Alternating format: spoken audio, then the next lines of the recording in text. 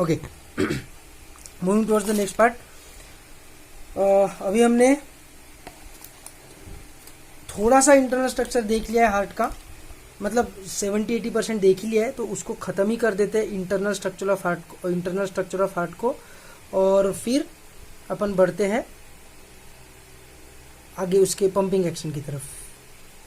ठीक है, तो इंटरनल स्ट्रक्चर, अच्छा इंटरनल स्ट्रक्चर के भी पहले अपन एक काम कर लेते हैं, एक बार रिवीजन ऑफ एक्सटर्नल स्ट्रक्चर कर लेते हैं। उसमें कुछ चीज़ें अगर छूट गई है तो बता देता हूँ, और कुछ चीज़ें जो मैंने बताई ही नहीं थी वो भी इसमें बता देता हूँ। ठीक है, सबसे पहले अपन रिवीजन ऑफ एक्सटर्नल स्ट्रक्चर कर लेते हैं, फिर इंटरनल स्ट्रक्चर में बढ़ते हैं, ताकि कोई भी अगर टर्मिनोलॉजीज होगी हार्ट को लेकर तो उन टर्मिनोलॉजीज को लेकर हम क्लियर रहेंगे। ठीक है, एक चीज़ जो मैंने तुमको नहीं बताई थी कि हार्ट कहाँ पर रखा हुआ है, तो heart is situated exactly in the centre of our trunk यानी थोरैक्स और एब्डोमेन, है ना। ट्रंक नहीं, वैसे पूरे हेड से लेकर एब्डोमेन तक का जो रीजन है उसके एग्जैक्टली सेंटर में हार्ट रखा रहता है। इसलिए अब मैंने तुमको एनाटॉमी के वक्त भी बताया था कि हार्ट वुड को हार्ट वुड क्यों बोलते हैं, क्योंकि वो सेंटर में है। हार्ट ऑफ द सिटी नाम का एक टर्म रहता है, मतलब सिटी के एग्जैक्टली बीचों बीच। ठीक है, तो heart is situated at the centre. ठीक है, दो लंग्स के बीच में एक कैविटी रहती है, उस कैविटी को बोलते हैं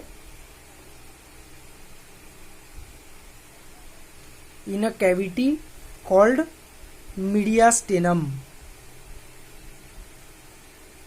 ठीक है, मीडिया मतलब मीडियम बीच में, स्टेनम शायद स्टर्नम से आया होगा वर्ड, डोंट नो। मीडियास्टेनम नाम की वो कैविटी है। ठीक है, जिसमें हार्ट सिचुएटेड रहता है। हार्ट लेफ्ट साइड में नहीं रहता है, हार्ट एग्जैक्टली सेंटर में रहता है।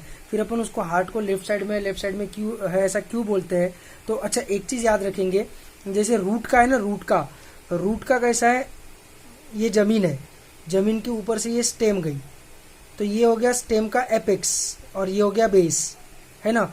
अब रूट के केस में क्या है, रूट जाता है नीचे। अब तुम अगर ऐसा बोलोगे कि नीचे वाला पोर्शन बेस है, ऊपर और ऊपर वाला पोर्शन एपेक्स, तो फिर ये एपेक्स होना चाहिए रूट का और ये बेस होना चाहिए रूट का। नहीं, रूट नीचे जा रहा है ना, जहां से वो ओरिजिनेट हो रहा है वहां से वो दूर जा रहा है, उसका पॉइंट ऑफ ओरिजिन तो ये है ना। तो ये हो गया रूट का बेस और ये हो गया रूट का एपेक्स, है ना। ये हो गया स्टेम का बेस और ये हो गया स्टेम का एपेक्स। तो ऐसा जरूरी नहीं है कि एपेक्स हमेशा ऊपर रहेगा और बेस हमेशा नीचे रहेगा, ऐसा जरूरी नहीं है, है ना। तो वैसे हार्ट के केस में भी है, हार्ट जो है वो कुछ इस टाइप का दिखता है। ठीक है, इस तरफ उसका स्ट्रक्चर पॉइंटी है और इस तरफ उसका स्ट्रक्चर ब्रॉड है ऊपर की तरफ। तो ये जो ऊपर का ब्रॉड रीजन है ना, उसको अपन बेस बोलते हैं, और उसका जो नीचे का पॉइंटी स्ट्रक्चर है उसको अपन एपेक्स बोलते हैं। ये भी याद रखेंगे, इसका भी उल्टा है हार्ट का। ठीक है, तो ध्यान से देखेंगे, जिस डेड बॉडी का हार्ट मैं स्टडी कर रहा हूँ उस डेड बॉडी का तो लेफ्ट हैंड इधर है, राइट हैंड इधर है, लेफ्ट लेग इधर है, राइट लेग इधर है ना। उस डेड बॉडी के हिसाब से ये लेफ्ट साइड है ना, मेरे लिए ये राइट है, मेरे लिए ये राइट हैंड है, पर उस डेड बॉडी के लिए इधर लेफ्ट हैंड है, बराबर है। तो मुद्दा ये है कि हार्ट जो है डायग्राम से अपने को दिख रहा है कि वो हल्का सा टिल्टेड टूवर्ड्स लेफ्ट है, मतलब वो जो रखा हुआ है वो हार्ट ऐसा ना होते हुए ऐसा है, ऐसा रखा तो उसको एग्जैक्टली मिडल में ही है, लेकिन उसका शेप ही ऐसा होने के कारण अपने को उसका बीटिंग ज्यादा लेफ्ट में फील होता है, अपने को लगता है कि heart is in the left. पर याद रखेंगे heart is situated exactly at the centre in a cavity called as mediastinum. It is tilted towards left, that is a different thing। और वो भी कहां पर टिल्टेड है, एपेक्स वाले रीजन में, और एपेक्स कहां पर है उसका, नीचे स्टमक इंटेस्टाइन के साइड में, और इसोफेगस के साइड का जो रीजन है वो क्या हो गया, वो हो गया उसका बेस। ठीक है, ये नीचे वाला रीजन एपेक्स और ये ऊपर वाला रीजन बेस। एनीवेज, तो ये चीज हो गई। अब हार्ट वॉल, हार्ट का कवरिंग, तो हार्ट का कवरिंग में क्या क्या है, तो सबसे बाहर है उसमें पेरिकार्डियम, सबसे बाहर है पेरिकार्डियम। ठीक है, ये जो पेरिकार्डियम है ये फर्दर डिवाइडेड है इनटू 2 पार्ट्स। ठीक है, एक है पैराइटल पेरिकार्डियम और एक है visceral pericardium. Parietal pericardium and visceral pericardium. Again ये चीज अपने को पता है, पैराइटल यानी बाहर की तरफ, विसरल यानी अंदर की तरफ। विसरल ऑर्गन्स वगैरह बोलते हैं ना अपन, इंटरनल ऑर्गन्स को हम लोग विसरल ऑर्गन्स बोलते हैं। तो विसरल पेरिकार्डियम। ठीक है, विसरल पेरिकार्डियम के नीचे क्या रहेगा? तो अच्छा, विसरल पेरिकार्डियम जो है और पैराइटल पेरिकार्डियम जो है उसके बीच में एक पेरिकार्डियल स्पेस रहती है। ठीक है, उसमें पेरिकार्डियल फ्लूइड प्रेजेंट रहता है। पेरिकार्डियल फ्लूइड उसमें प्रेजेंट रहेगा। ठीक है, फिर उसके नीचे आएगा मायोकार्डियम। मायो मतलब मसल, तो उसके नीचे की जो लेयर रहेगी वो रहेगी मायोकार्डियम। ठीक है, मायोकार्डियम मतलब मसल। तो ये इसमें इस लेयर में एक्चुअली कार्डियक मसल्स प्रेजेंट रहेंगे जो कॉन्ट्रैक्ट रिलैक्स करेंगे, और हार्ट का वो कॉन्ट्रैक्शन रिलैक्शन का जो एस्पेक्ट मैं बोलता हूँ वो ये मायोकार्डियम करेंगे। ठीक है, और इसके भी नीचे एक चीज रहेगी which is called as endocardium. Endocardium नाम की एक लेयर रहेगी। ठीक है, तो सबसे बाहर क्या है? Parietal pericardium. उसके बाद पेरिकार्डियल स्पेस, जिसमें क्या पड़ा हुआ है? Pericardial fluid. यहाँ पे लिखने को जगह नहीं है इसलिए यहाँ पे लिख रहा हूँ, वैसे लिखने की जरूरत नहीं है, स्पेलिंग तुम बना सकते हो खुद। पेरिकार्डियम का एडजेक्टिव रहेगा पेरिकार्डियल।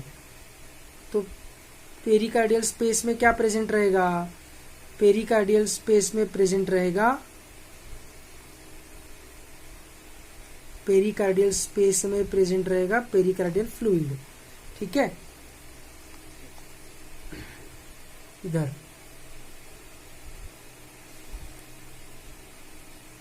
ठीक है, फिर उसके बाद आएगा, नेक्स्ट आएगा विसरल पे। ये प्लीज तुम लोग जब अपने कॉपी में बनाओगे तो ऐसा ऐसा एरो दे देकर मत बनाओ, तो मीनिंग निकालोगे कि पेरिकार्डियल पैराइटल पेरिकार्डियम के अंदर पेरिकार्डियल के बाद पेरिकार्डियल स्पेस है, फिर उसके बाद पेरिकार्डियल फ्लूइड है, ऐसा नहीं है।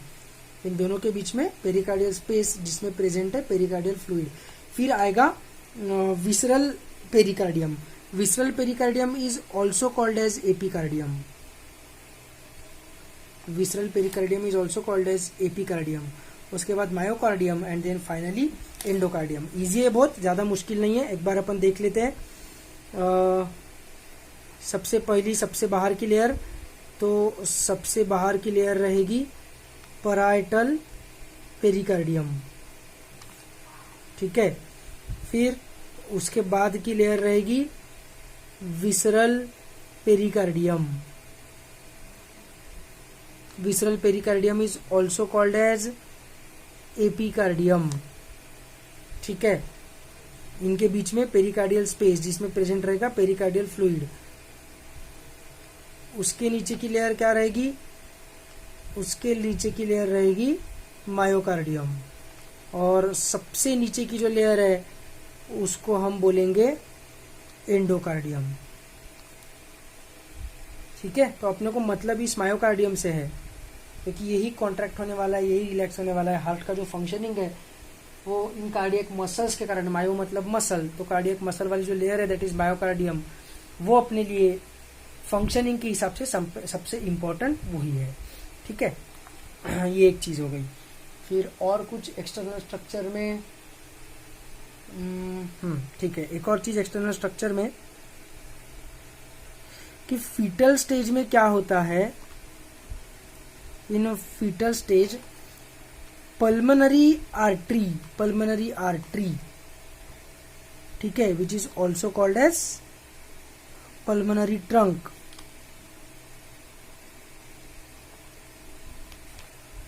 is attached, joined किसके साथ? To aortic arch. Aortic arch यानी तो सिस्टमिक एओर्टा का पार्ट हो गया ना, एओर्टिक आर्क तो सिस्टमिक एओर्टा का पार्ट हो गया ना, तो सिस्टमिक एओर्टा के साथ वो अटैच रहता है। कौन? Pulmonary artery, also called as pulmonary trunk.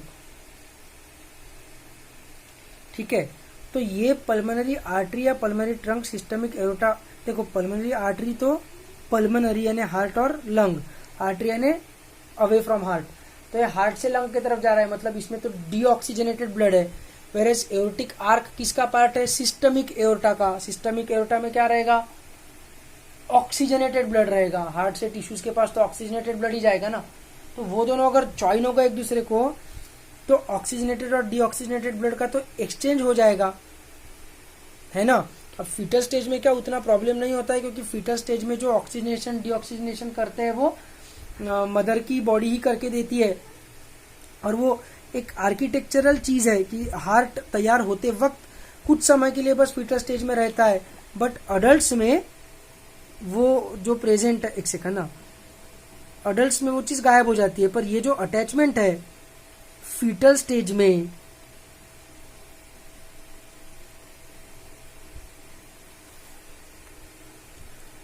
उस अटैचमेंट को बोलते हैं डक्टस आर्टेरियोसस।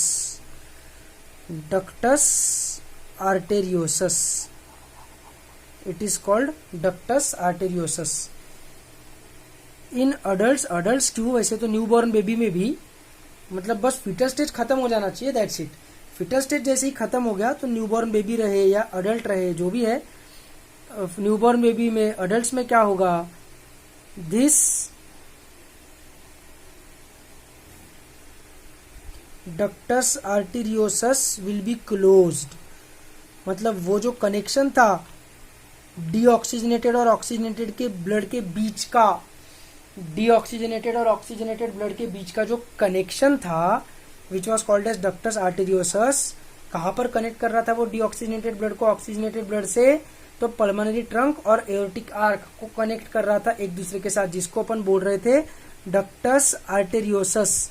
वो डक्टस आर्टेरियोसस अडल्ट्स में भर जाता है, जैसे जमीन पे अपन ने गड्ढा किया, ठीक है, रास्ते को फोड़ा तो उसको अपन भर देते हैं ना अपने हाथों में, स्किन में अगर गड्ढा हो गया मतलब वुंड हो गई तो उसको अपन भर देते हैं ना, तो वैसे इसको अपन ने भर दिया, उसका जो रेमनेंट है, रेमनेंट मतलब उसका बचा हुआ पार्ट, रेमनेंट, ठीक है, डक्टस आर्टेरियोसस को भर दिया। देखो सीधी बात है, तुमको अगर कुछ वुंड हो गई और उस इंजुरी को तुम्हारे स्किन सेल्स ने भर दिया, प्लेटलेट्स ने भर दिया, तो भी अभी मेरे हाथ में कहीं स्कार टिश्यू दिख नहीं रहा है, लेकिन यू आर अवेयर, स्कार दिखता है ना, ऐसे निशान दिखता है कि यहाँ पर कभी ना कभी पास्ट में लगा था अपने को, बराबर है।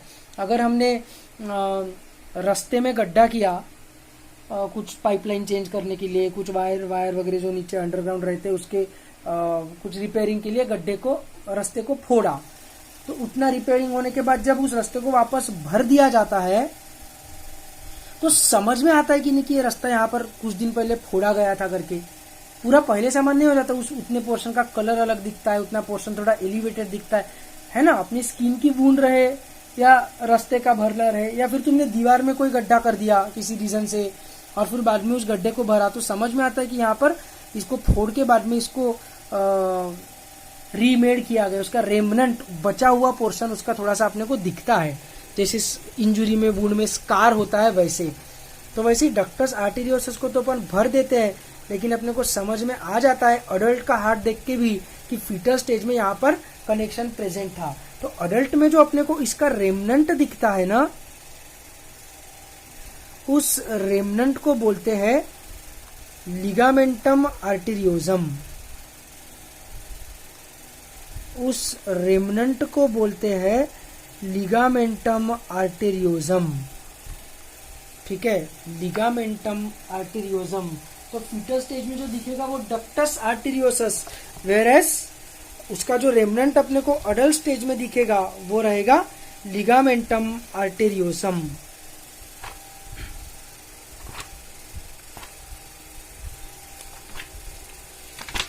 हेमाटोपोइटिक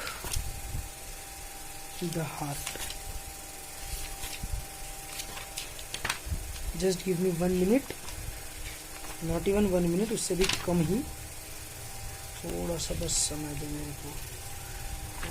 हाँ ये देखो, ये डिजीज बुक एक्चुअली पैथोलॉजी की बुक है, इसमें डिजीजेस के बारे में दिया है, कोई फिजियोलॉजी की बुक नहीं है गाइटन के समान। बस इंट्रोडक्शन में थोड़ा थोड़ा दिया रहता है हार्ट या बोन मैरो या जो भी है लंग्स वगैरह, पर वो 11-12 के लेवल के लिए इनफ हो जाता है। बाकी ये मेजरली डिजीज की बुक है, पैथोलॉजी की बुक है, ठीक है। तो इसमें एक ऐसा डिजीज होता है जिसमें क्या होता है, डक्टस आर्टेरियोसस भरता नहीं है, तो डक्टस आर्टेरियोसस वैसा ही रह जाता है अडल्ट में भी, ठीक है। तो अपन जब डिजीजेस पढ़ेंगे तब तो मैं उसमें बताऊंगा ही, नो डाउट, लेकिन अभी टॉपिक निकला है तो अभी इसका फोटो दिखा देता हूं तुमको, डक्टस आर्टेरियोसस कैसा रहता है। देखो देखो फिगर किस चीज का है, पेटेंट डक्टस आर्टेरियोसस है ना, स्कीमेटिक रिप्रेजेंटेशन PDA, देखो PDA पेटेंट डक्टस आर्टेरियोसस। ये अडल्ट का हार्ट है लेकिन उसमें डक्टस आर्टेरियोसस भर के लिगामेंटम आर्टेरियोजम में कन्वर्ट हुआ ही नहीं है। तो इसमें अडल्ट्स में भी ऑक्सीजनेटेड और डीऑक्सीजनेटेड ब्लड का मिक्सिंग होते रहेगा। डिजीज है वो, प्रॉपर प्रॉब्लम है, ठीक है। तो ये देखो, ये है पल्मोनरी ट्रंक, देखो PT पल्मोनरी ट्रंक, और ये सिस्टर, ये एओर्टिक आर्क, ये ऐसा भी नीचे जाएगा, ये यहां से आया, एक ब्रांच, दूसरी ब्रांच, तीसरी ब्रांच, याद है ना, ब्रैकियोसेफेलिक, फिर right carotid, left carotid,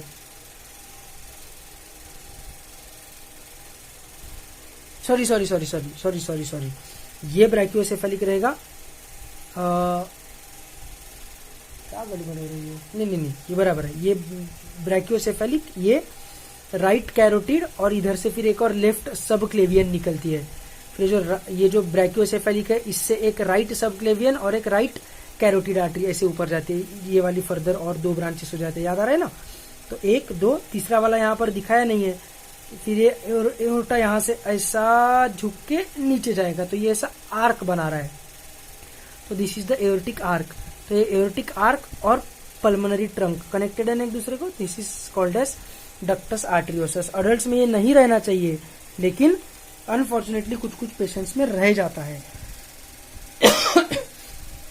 The ductus arteriosus is a normal vascular connection between the aorta and the bifurcation of the pulmonary artery.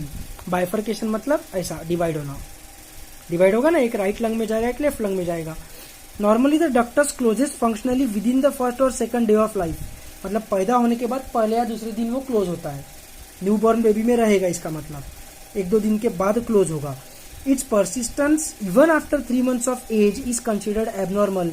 The cause for patency of ductus arteriosus is not known, but possibly it is due to continued synthesis of PGE2 gene after birth, which keeps it patent and active, as evidenced by association of patent ductus arteriosus with respiratory distress syndrome in infants and pharmacological closure of।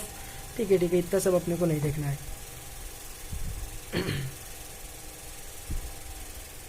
ठीक है, फिर इसके effects वगैरह दिए हुए हैं, अभी खोला ये पेज तो दिखा देता हूँ, बाकी वैसे डिजीजेस का पार्ट है। The effects of PD on heart occur due to left to right shunt at the level of ductus, resulting in increased pulmonary flow and increased volume in the left heart. Volume hypertrophy of the left atrium and left ventricle, volume बहुत ज़्यादा बढ़ जाएगा। Enlargement and hemodynamic changes of the mitral and pulmonary valves, enlargement of the ascending aorta, बहुत कम दिया है, इसके आगे और रहेगा। तो खैर that is a different thing, पर मुद्दा ये है कि अपने को डक्टस आर्टेरियोसस क्या है वो समझ में आ रहा है ना। और डक्टस आर्टेरियोसस जब भर जाएगा तो उसका जो रेमनेंट रहेगा अडल्ट्स में, that will be called as ligamentum arteriosum, that will be called as ligamentum arteriosum. ठीक है, तो एक्सटर्नल स्ट्रक्चर में और अपन ने कुछ देखा था क्या, एक्सटर्नल स्ट्रक्चर में इतना इनफ है। ठीक है, now let us move towards internal structure. वैसे एक्सटर्नल स्ट्रक्चर में वो सब रिवाइज कर सकते हैं। राइट एट्रियम में क्या क्या आएगा, superior vena cava also called as pre caval, inferior vena cava also called as post caval, और कोरोनरी वेन का ओपनिंग। फिर लेफ्ट एट्रियम में पल्मोनरी वेन की 2 ओपनिंग्स, राइट वेंट्रिकल से पल्मोनरी ट्रंक निकलेगा और लेफ्ट एट्रियम से सिस्टमिक एओर्टा निकलेगा। ठीक है, बाकी ये हार्ट की लेयर्स भी अपने को समझ में आ गई। ठीक है, ये तो इजी है, इसमें भी कोई इश्यू नहीं है। मीडियस्टिनम में हार्ट रखा रहता है। अपना जो लेफ्ट फिस्ट रहता है, लेफ्ट फिस्ट इतना साइज रहता है हार्ट का,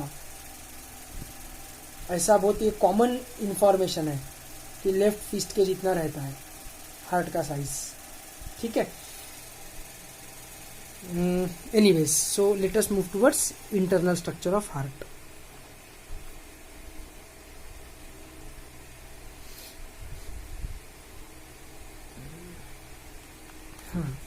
इंटरनल स्ट्रक्चर ऑफ हार्ट। अब इंटरनल स्ट्रक्चर में कुछ कुछ नई टर्म्स अपने को देखनी है और एक बार वो रिवाइज कर लेने का जो अपन ने पहले देखा हुआ है, ठीक है।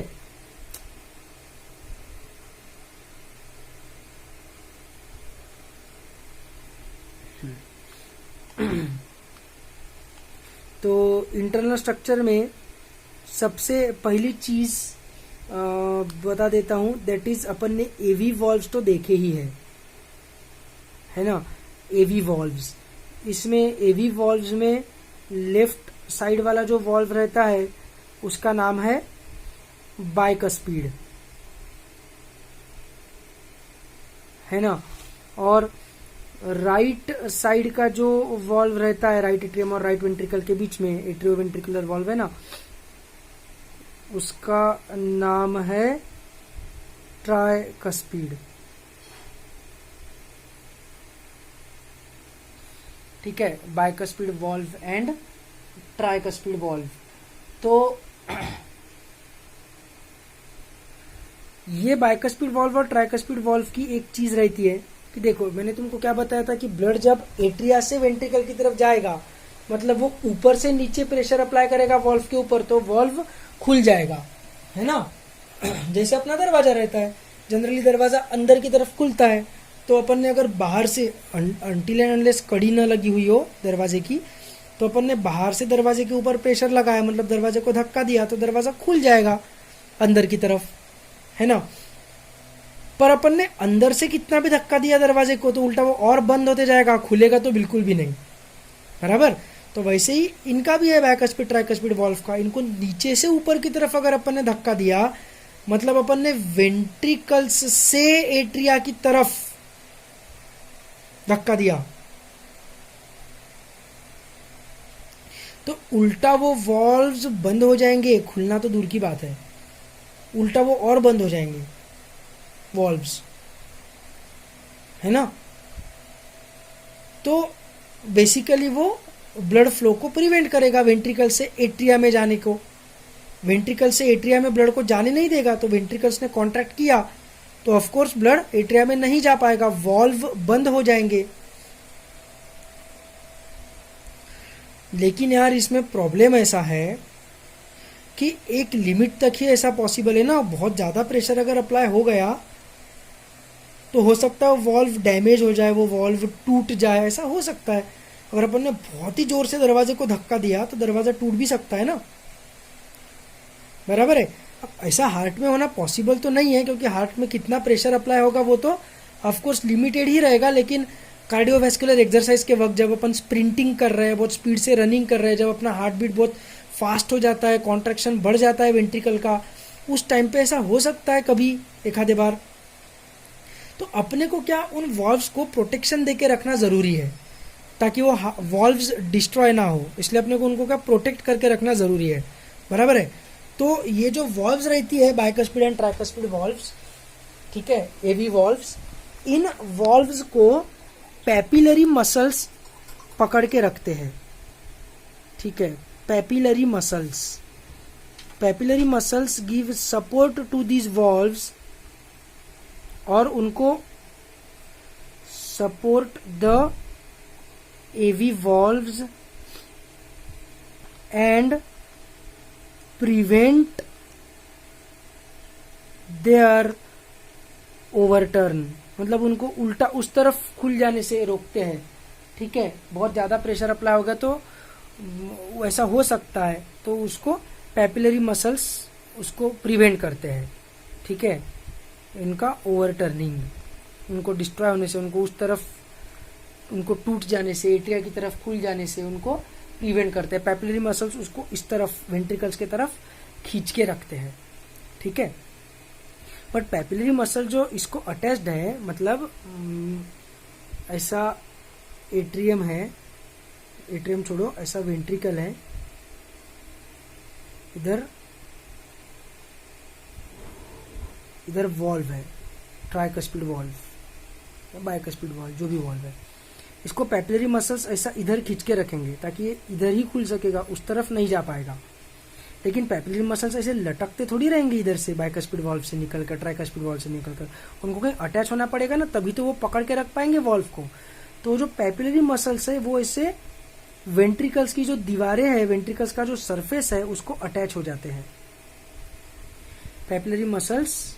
ठीक है, ये जो पैपिलरी मसल्स है ये हार्ट के दीवारों को ऐसे अटैच हो जाते हैं ताकि वो वॉल्व का ओवरटर्निंग रोक सके। तो हार्ट के दीवार को पैपिलरी मसल्स किस चीज के मदद से अटैच होते हैं? तो papillary muscles get attached to the walls of ventricle by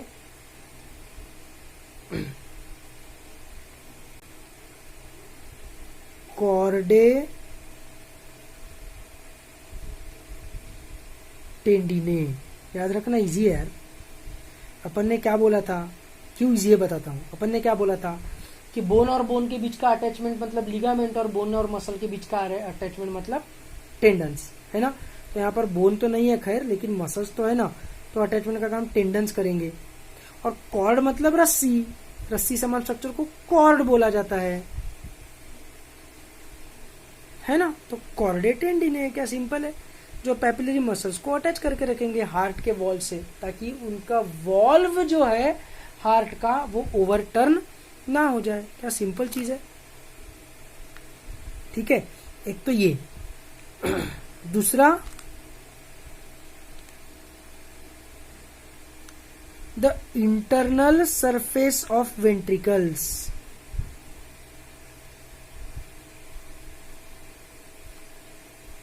ठीक है, ये तो सिंपल है। Papillary muscle support the AV walls and prevent their overturning, और ओवरटर्निंग रोकने के लिए वो ऐसे लटकते रहेंगे अगर बाइकस्पिड वॉल्व से, तो थोड़ी कुछ फायदा है। उनको कहीं तो भी अटैच होना पड़ेगा, तो भी तभी वो उसके ऊपर फोर्स अप्लाई करके उसको उल्टे तरफ जाने से रोकेंगे ना, तभी तो रोकेंगे ना। तो वो कहाँ अटैच होंगे, तो वो हार्ट के वॉल को अटैच होंगे, वेंट्रिकल के वॉल को अटैच होंगे। किसके मदद से? कॉर्डे टेंडिने के मदद से। ठीक है, the internal surface of ventricles is rough. ठीक है, ये खत्म हो गया। अभी दूसरी चीज बता रहा हूं। अपने को बस टर्मिनोलॉजीज देखने हैं कि इंटरनल स्ट्रक्चर ऑफ हार्ट में कौन सी टर्मिनोलॉजीज आने वाली है। बाकी ये सब टर्मिनोलॉजीज का कहीं एमसीक्यू में या फिर ऐसा कहीं कंसेप्ट में कुछ ज्यादा रोल नहीं है।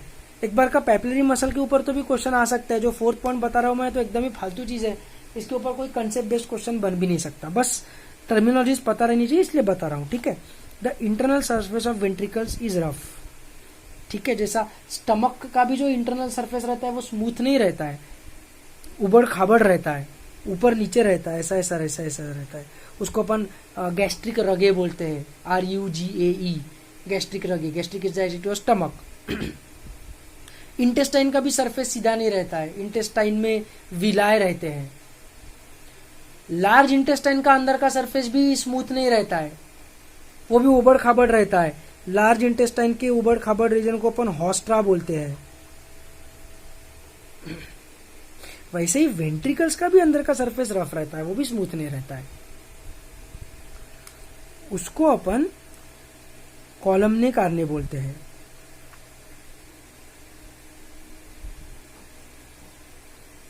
कॉलमने कार्ने, CARNAE। और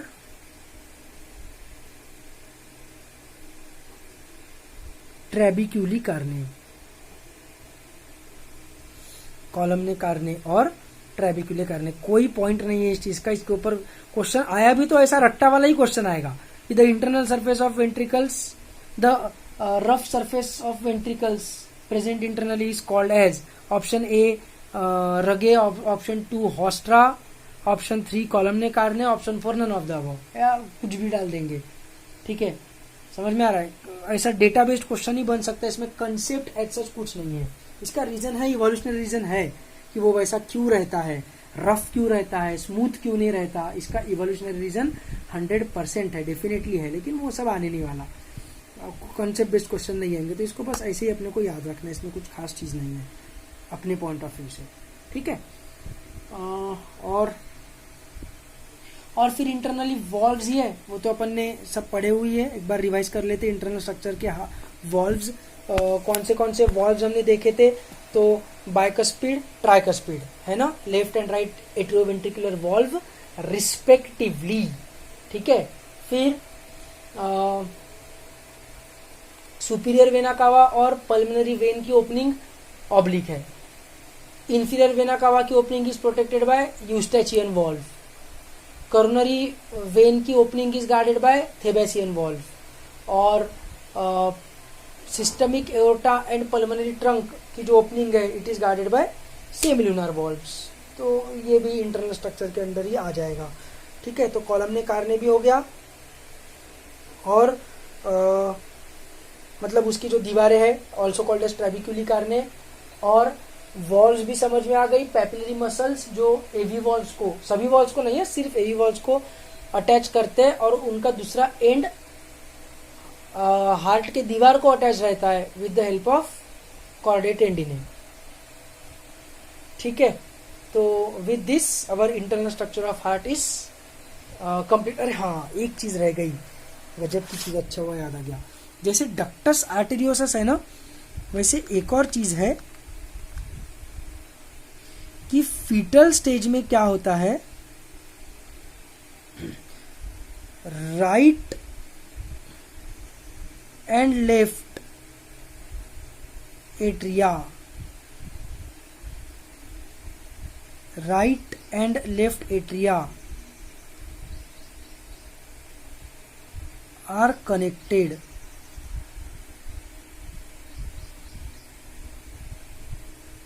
by an oval opening, ठीक है। ओवल शेप की ओपनिंग है, मतलब ऐसा राइट एट्रियम है, इधर लेफ्ट एट्रियम है, तो उनके दोनों के बीच में इंटर एट्रियल सेप्टम है, दो एट्रिया के बीच की दीवार, लेकिन वो कंप्लीट नहीं है, उनके बीच में ओपनिंग है, ओपनिंग जिसके थ्रू इधर का ब्लड इधर, इधर का ब्लड इधर जा सकता है। तो देखो ये ओपनिंग ऐसी परफेक्टली सर्कुलर नहीं है, ये जो ओपनिंग है ये ओवल है, ओवल ओपनिंग है ना। तो ओपनिंग को या गड्ढे को अपन क्या बोलते हैं साइंटिफिक भाषा में, तो फोरामेन, अपन ने ब्रेन वाले चैप्टर में देखा था ना, फोरामेन ऑफ मॉनरो। फिर मेडुला में प्रेजेंट रहता है फोरामेन ऑफ मैजेंडी, और वो स्कल में जो गड्ढा रहता है जिसके through hindbrain communicates with the spinal cord, उसको बोलते हैं फोरामेन मैग्नम। तो फोरामेन यानी गड्ढा, है ना, और कैसा है वो गड्ढे का शेप, ओवल है, तो उसको बोलेंगे फोरामेन ओवल, उसको बोलेंगे फोरामेन ओवल। अडल्ट्स में क्या होता है, ये जो फोरामेन ओवल है ये पूरा भर जाता है। अडल्ट्स में क्या हो जाता है, ये फोरामेन ओवल भर जाता है, इट गेट्स फिल्ड, ठीक है। यहाँ पर भी पूरा सेप्टम डेवलप हो जाता है, और फिर in adults there is no more communication between the two atria. तो उसका जो रेमनेंट है किसका, फोरामेन ओवल का, उसको अभी अडल्ट्स में क्या बोला जाएगा, तो उसको बोला जाएगा fossa. Fossa word comes from fossil, fossil यानी जो पहले जिंदा था अभी नहीं है, तो ये फोरामेन पहले जिंदा था अभी नहीं है ना। फॉसा ओवेलिस, ओवेलिस क्योंकि ओवल शेप है, सिंपल चीज है बहुत ही। फोरामेन यानी गड्ढा, ओवल यानी ओवल, तो ओवल शेप का गड्ढा है दो एट्रिया के बीच में, इसलिए उसको बोलते हैं फोरामेन ओवल। कब है ये, फीटल की कंडीशन में, फीटल स्टेज में है। अडल्ट में जब ये पूरे तरीके से भर जाता है तो अब उसको अडल्ट स्टेज में क्या बोला जाएगा, उसको बोला जाएगा फॉसा ओवेलिस। सिंपल चीज है एकदम, वर्ड फॉसा कम्स फ्रॉम, ठीक है। जैसे अपन ने वो देखा था लिगामेंटम आर्टरियोसम वाला, मतलब डक्टस आर्टरियोसस वाला, पेटेंट डक्टस आर्टरियोसस, ये अपन ने देखा था ना अभी थोड़ी देर पहले, वैसा ये इसका भी डायग्राम देखो। एट्रियल सेप्टल डिफेक्ट, सिंपल चीज है, दो एट्रिया के बीच का जो सेप्टम है उसमें डिफेक्ट, इसी को बॉलीवुड मूवीज में शाहरुख खान दिल में छेदे बोलता है। पगले कहीं के बॉलीवुड वाले दिल में छेदे बोलते और फिर पिक्चर बनाते उसके ऊपर। ये वही चीज़ है क्या, दिल में छेद, बकवास। ये चीज़ है वो दिल में छेद यानी एट्रियल सेप्टम डिफेक्ट। ये एट्रिया और ये एट्रिया के बीच में जो सेप्टम है वो भरा हुआ रहना चाहिए था, उसके बीच में गड्ढा नहीं रहना चाहिए था, पर उसमें जो गड्ढा है मतलब फोरामेन ओवल वो भरा ही नहीं, वो फोसा ओवलिस में कन्वर्ट हुआ ही नहीं है ना, इसलिए ऑक्सीजनेटेड और डीऑक्सीजनेटेड ब्लड मिक्स हो सकता है। तो कितना बड़ा इशू हो जाएगा, पूरा खेल ही हो जाएगा ना, लंग्स पूरा सर्कुलेटरी सिस्टम ही भस्म हो गया ना बेचारे का। डीऑक्सीजनेटेड ब्लड टिश्यूज के पास जाएगा, ऑक्सीजनेटेड ब्लड लंग्स के पास जाएगा, उल्टा तिल्टा होते रहेगा। कैसे ब्रीदिंग करेगा वो, ऑक्सीजन नहीं मिलेगा उसके टिश्यूज को, एनर्जी की कमी रहेगी, बेयरली सर्वाइव करेगा, बराबर है। That is called as atrial septal defect. ठीक है,